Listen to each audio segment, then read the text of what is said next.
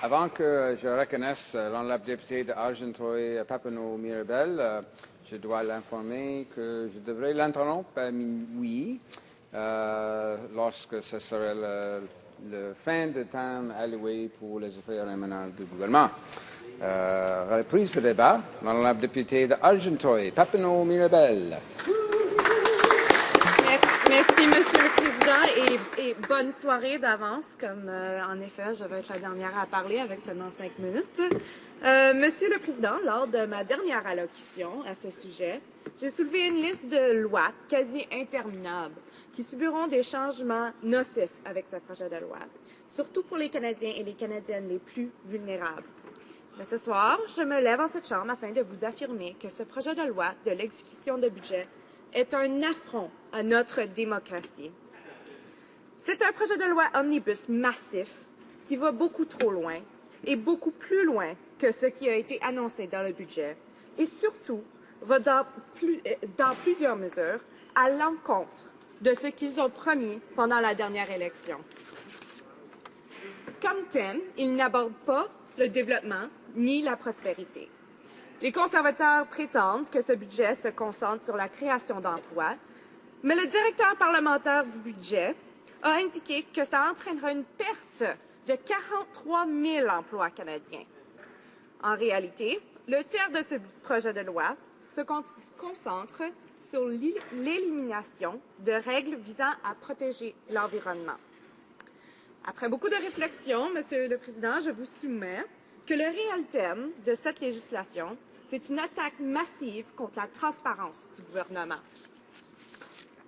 Non seulement le dépôt d'un projet de loi avec une telle portée ne fait rien que nuire à nos institutions publiques sur lesquelles comptent les Canadiens et les Canadiennes, c'est également un affront à notre démocratie, car le mépris qu'a le gouvernement pour les répercussions des changements qui sont dans ce budget le montre clairement.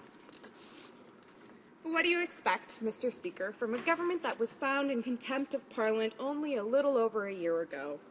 Well, Mr. Speaker, they haven't changed their tune and are only strengthening the powers of the executive and their ability to evade the scrutiny of Parliament and that of their constituents. Before the last election, the Conservatives were frustrated that they couldn't get away with their agenda because of democratic debate, which led to amendments and compromise that helped government work for all Canadians. How terrible. Now they no longer have that problem. If you don't like it, well, they've got a majority, and they don't feel any obligation to listen to you, despite their democratic duty to do so. We've seen this before in the House with a truly extravagant amount of time allocation motions. We've seen it in committee, where in-camera is used by the Conservative members to cut off public debate and ram through their agenda. Now we see it with this bill, Mr. Speaker, which only continues to show their disdain for democracy and for the Canadian electorate. It's true.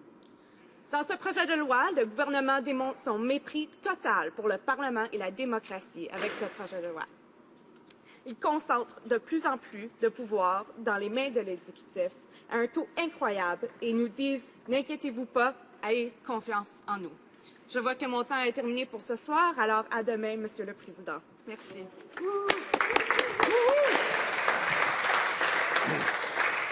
Honorable député de Argenteuil-Papineau-Mirabel aura 6 minutes et demie pour son discours et 5 minutes pour les questions et commentaires lorsque la Chambre reprendra le débat concernant cette motion.